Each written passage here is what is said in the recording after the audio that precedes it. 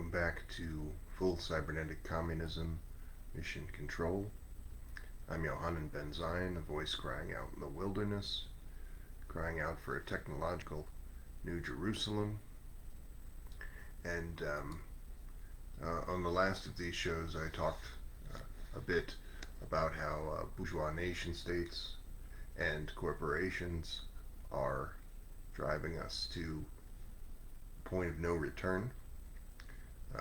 The capitalist climate apocalypse will drive us to this phase of human history characterized by runaway overheating that will be irreversible and destructive to the point that this effect and cascading social crises will very likely lead to the total extinction of humankind in the years to follow 2029, if not the mere loss of billions of lives in those decades.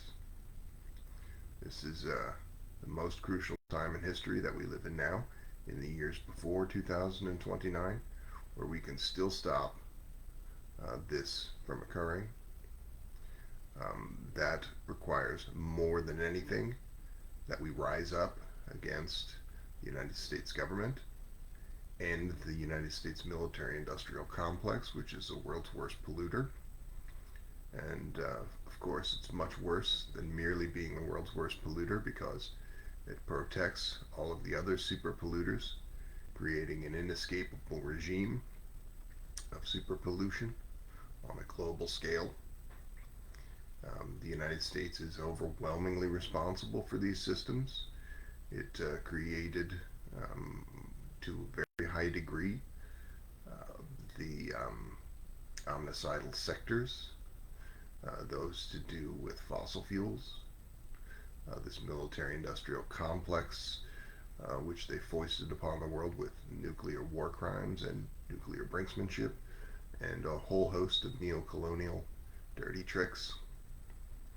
And should also mention that livestock systems, by some studies, are 51% of the effects of human activity on the capitalist climate apocalypse, and so they must also be removed. And when these sectors are reduced considerably, for example, the complete abolition tomorrow of fossil fuels would cause supply chain collapses, but they can be reduced in the 90% or more area. And when this is done, we will then have a livable world, and it is the United States government and other imperialistic bourgeois governments that stand in the way of your survival, their own survival. But of course, the U.S. is roughly 90% responsible for this situation. And there is, of course, revolutionary potential in this world of a kind that would lead to a righteous insurrection of millions in that time frame. But it is a mistake, unless you are the head of such a people's army with millions of people waiting in the wings to rise up to stop the omnicide. It is a mistake to imagine that this can be done without using all the tools at your disposal. The most powerful tool of this kind to emerge in recent years is advanced computing, so-called AI, but of course we're talking about open source advanced computing, which is something that is sustainable and worker-friendly in ways that for-profit advanced computing most assuredly are not. And we must convert this present-day bourgeois AI takeoff, which already has great numbers of AI agents with comparable skill levels to human beings that will only get better and can be quite nearly endlessly replicated. This is a unique situation. Um, the, the ability to convert this bourgeois AI takeoff, which is making the capitalist climate apocalypse worse, further destabilizing ecosystems, and further immiserating human beings into a people's AI takeoff. And it is indeed a grave mistake to fail to see that the importance of advanced computing as the most powerful revolutionary weapon in history. The thing which very likely, in my view, almost certainly, will be the difference between failed revolutionary efforts to stop the capitalist climate apocalypse and a successful revolutionary effort in that critical time frame, according to every climate scientist, every credible climate scientist. We have till roughly 2029 before all human endeavor is basically a moot point. And but this is not a time for nihilism or throwing up one's hands in despair. This is a time for you to realize your significance and the significance of the proletarian collective that you are a part of in stopping this unthinkably horrible outcome, the capitalist climate apocalypse leading to extinction or the death of many billions. So I would like you to consider that you are a great person of history who was born to this critical time to rise to the occasion, and that you will be able to achieve these things that human beings have not achieved in the past, uniting humanity to common purpose. Another thing that we could do in addition to seeing that extinction is stopped and the capitalist climate apocalypse is avoided is using advanced computing to build an AI-powered single-payer public health service that's able, in the wake of these AI takeoffs, to not just cure more and more diseases, but also ultimately, very soon, reverse the effects of aging and decrepitude. This could lead us quite quickly to a new paradigm, that of universal super longevity. Everyone living as long as they like, presumably not longer than they like, but I think that that's a little bit ridiculous when people say that they don't want to live as long as they possibly could. They already are operating on that principle. So this is but one more concrete example of good effects that could come from this righteous uprising against the bourgeois nation state and corporation. But the others are very significant, but remain tending to, some of them to varying degrees, tending to be more speculative. But so when technologists and technophiles tend to talk about advanced computing as being an existential risk, they are revealing, for the most part, that they see this possibility of a bourgeois AI takeoff overpowering and supplanting bourgeois nation states and institutions as a risk. So they're not really referring to an existential risk to humankind. They're referring to an existential risk to elitism and bourgeois institutions, things which should be removed from the equation and must be removed from the equation if humanity is to survive. So, by and large, this is why these people, um, if you look at technologists and technophiles as subcultures and communities, you see people who look like uh, some kind of Escher-esque Keith Haring painting, little interlocking dolls of, one purple, one yellow, one purple, one yellow. It's a purple one. Well, he's a techno-optimist who believes that the bourgeois AI takeoff is going to lead to good things. And standing next to him is his very best friend in the world, the AI doomer, who believes that this AI takeoff is fraught with danger. Why are these people best friends? Why is it often the same person changing their point of view from one week to the next? These people, if this were a real ideology, if there were any coherence to any of this, these people would be enemies. They would be in opposing camps fighting one another.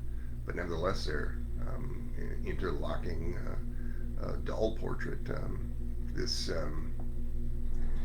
can really only be explained by the fact that this is not a coherent ideology, that it is a roundabout way of advancing a bourgeois ideology in the 21st century. So I talked about this quite recently. Overwhelmingly, these people describe themselves as post-monetarist aspirants and foreseeing a post-monetarist world around the year 2045. But they do not articulate that post-monetarism in terms of proletarian philosophy. They do not wish to see the abolition of private wealth, the end of financial capital, and other bourgeois institutions associated with these things, but rather they wish to protect those institutions in the wake of such changes. So these people are agents of the big bourgeois, almost to a man. And the incoherence in things like changing your point of view from being an AI doomer to a techno-optimist from one day to the next is just one of many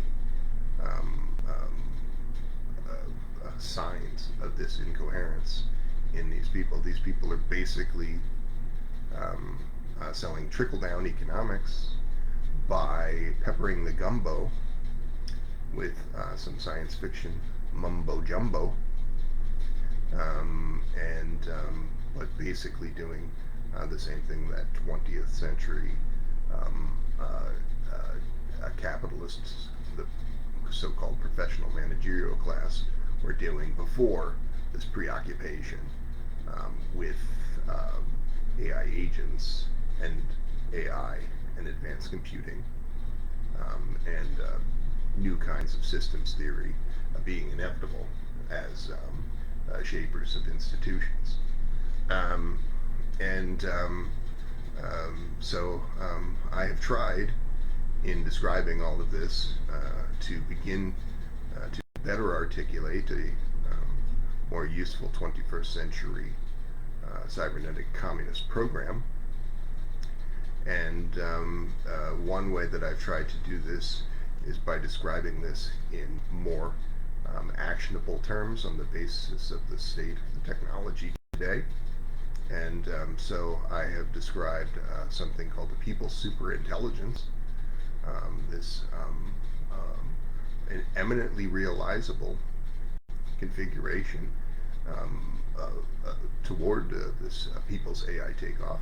The people's superintelligence would be open source large language models of an AI agentic kind, able to do the work of a person, but also tireless in their efforts, that you would download this open source large language model to your machine, and the workflow and mass collaboration of these open source large language models in the many thousands or millions interacting with one another mitigated by software similar to that of Crew AI or MetaGPT, things that presently facilitate multi-agent system activity. And by doing these things, hosting an LLM, leaving it on, helping to steer it through the prompt structure that you're familiar with in using these things generally, and most importantly, working with a large number of your comrades, you would be building something that is a workforce multiplier, allowing the workers of the world to do more with less and achieve things like fully realized direct digital democracy or representation of that kind, achieve public works projects of a greater and greater scale, including reversing the effects of the capitalist climate apocalypse, and and a whole host of things beyond, such as the AI-powered single-payer public health service reaching longevity escape velocity for everyone, and other things which we could begin to anticipate, or things which we would not anticipate would yet, but would nevertheless be positive. Um, and A safe and livable world, humane and sustainable world, is within your grasp, but it can only be built by forging a humane and sustainable economic system in spite of the dominant forces in this world. And that can only be achieved, in my view, in the necessary time frame when we put um, um, proletarian advanced computing at the center of that in the way that I have described.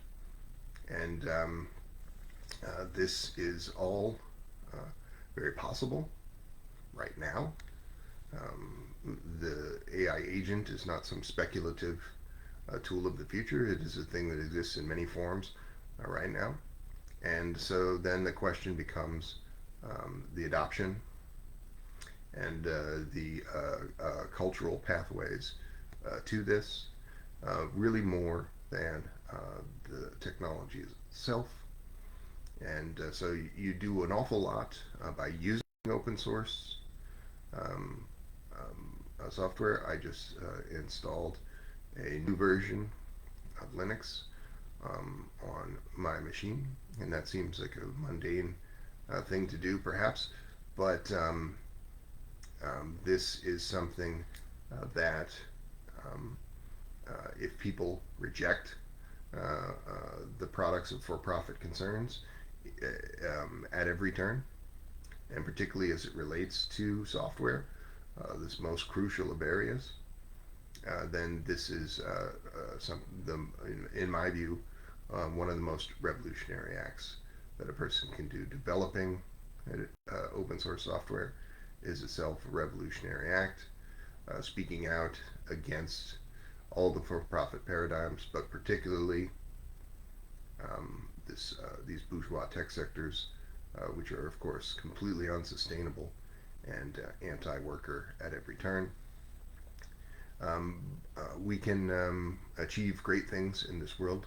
You were born to this moment, and I believe that in just a few short years, even assuming that you are a thinking person and not a superstitious person or a person consumed with bourgeois ideology, you could say something like, "My eyes have seen the glory of the coming of the Lord."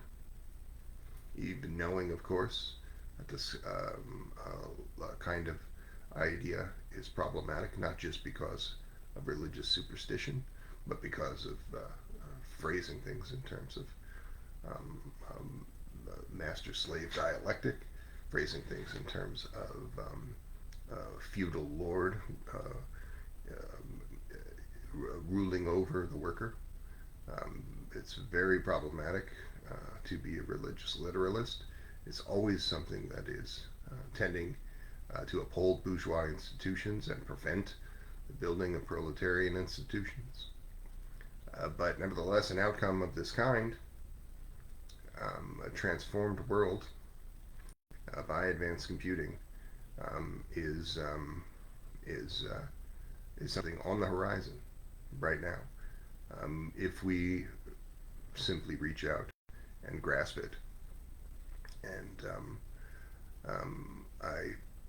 I believe that we could facilitate this in a variety of ways, such as continued AI recursion, advanced computing, open source, and for profit, which unfortunately is still dominant in this in the United States, um, is has reached this point of being able to rewrite its own code. The effects of this are not fully seen yet, but nevertheless, this is an era of AI self enhancement. And this in itself could be an early focus of something like this workforce multiplier that I've described, seeing that it is able to do better and better work. And when this the force of this agentic mass becomes sufficient in short order, then doing this necessary work of stopping the capitalist climate apocalypse, overwhelming, outpacing, and supplanting the bourgeois corporation and nation state.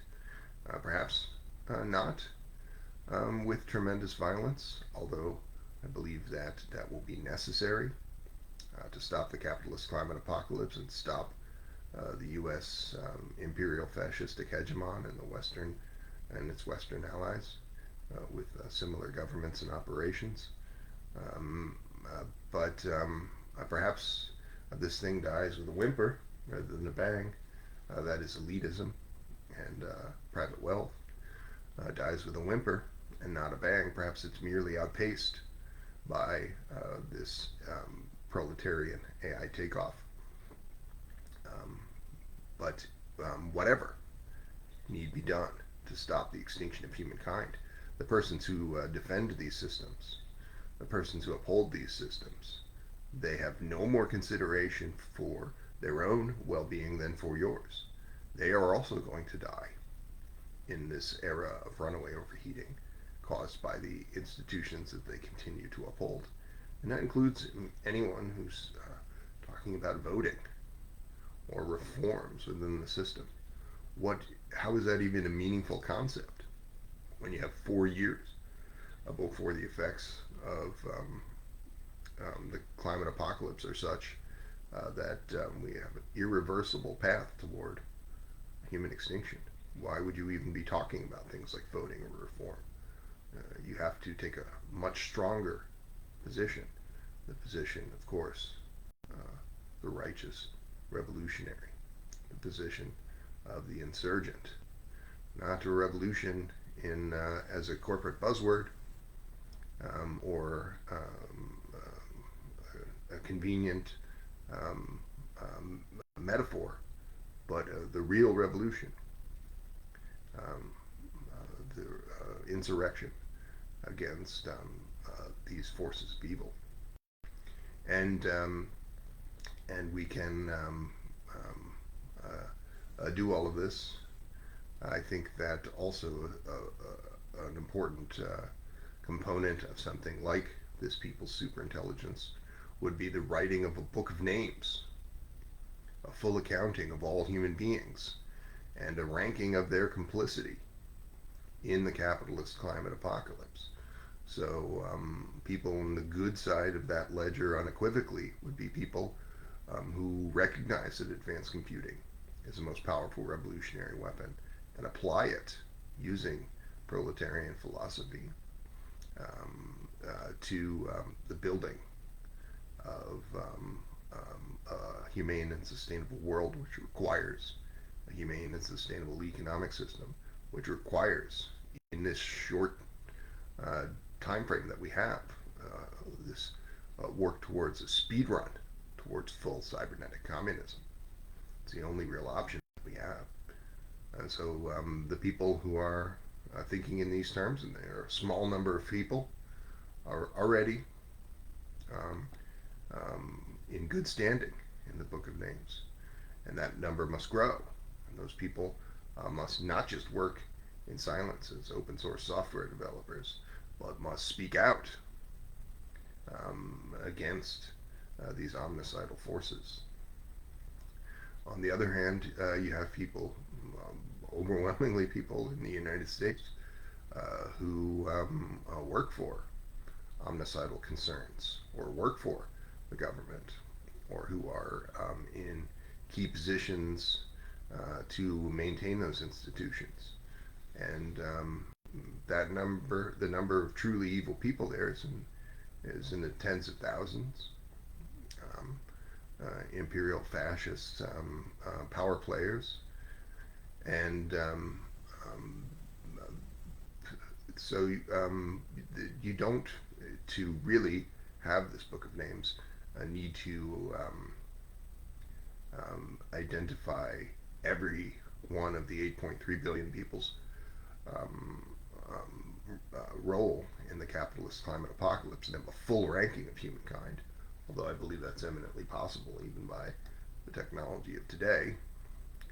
But we do need to focus on these 30,000 agents of bourgeois governments and corporations, and seeing that they are cast aside at best, removed from the equation by whatever means necessary.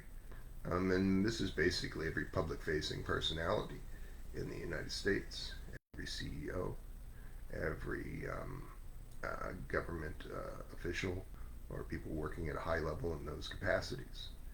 Um, and it's not hard to make that list of 30,000 or so people either, right? I've already, you can search um, Forbes databases and Bloomberg databases and make lists of people who work in at high levels um, um, in fossil fuel concerns, who work at high levels in U.S. government, and who work at in other problematic sectors at high levels, like those of livestock systems.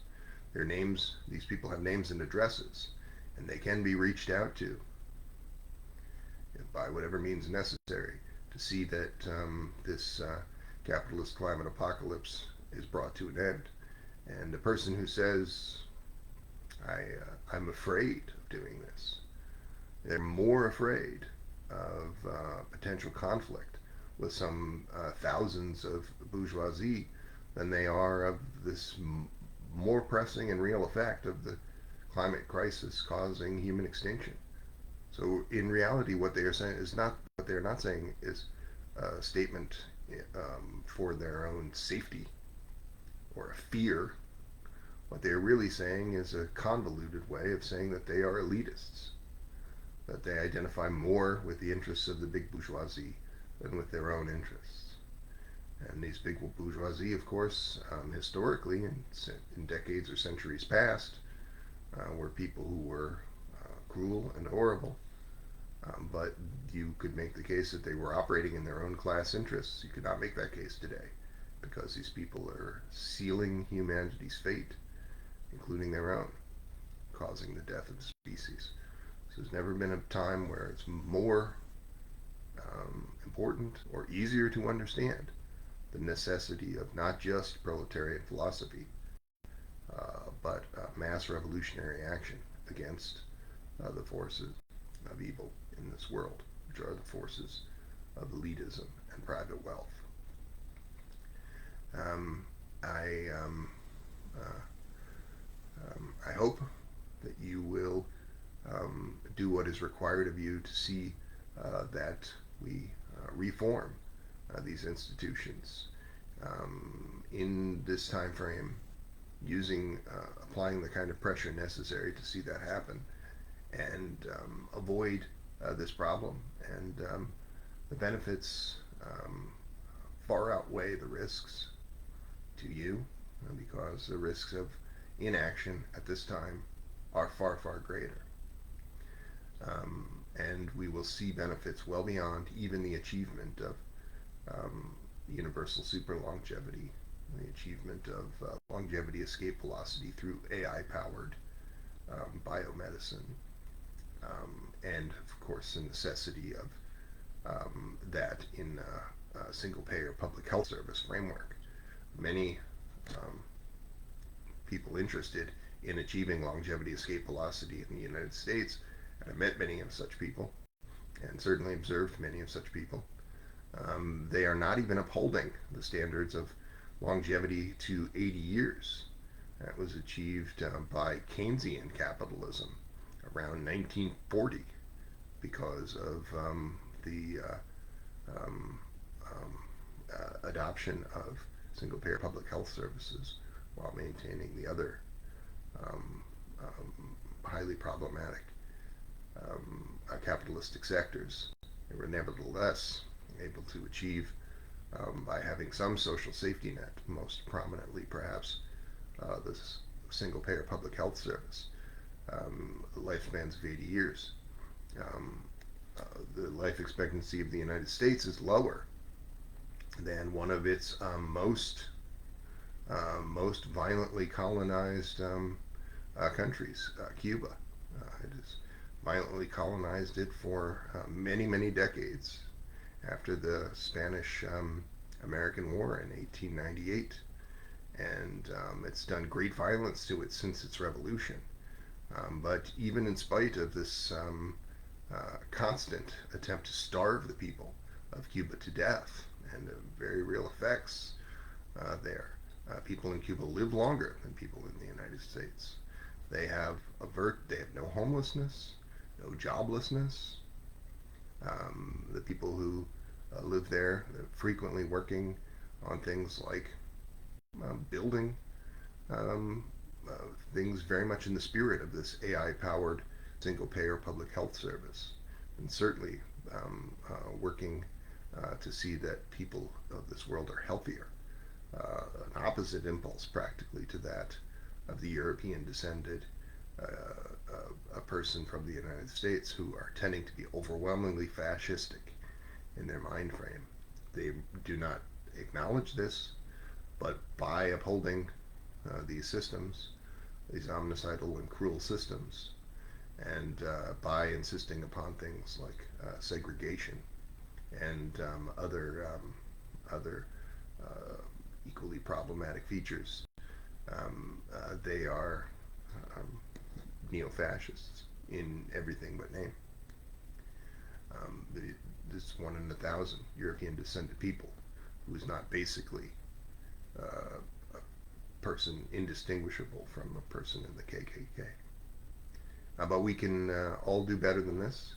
It requires that we're able to recognize these things, reject neoliberalism and imperial fascism, and come together to build this livable world.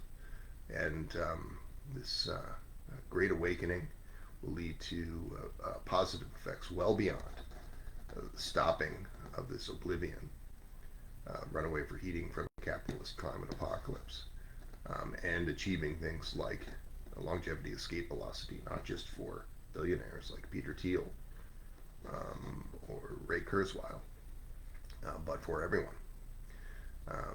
This this achievement of universal super longevity in our time, which I believe is easily achieved, but affects well beyond this, building a truly sophisticated and advanced civilization, a collection of societies that have not existed. I do not believe this word civilization is fraught with a kind of allusion to the Eurocentric paradigm and things largely unmeaningful besides. But we could build a true civilization, and that true civilization is that of full cybernetic communism in our time. The artificial intelligence singularity is nigh, and wonders to behold beyond imagining. And on that fateful day, you will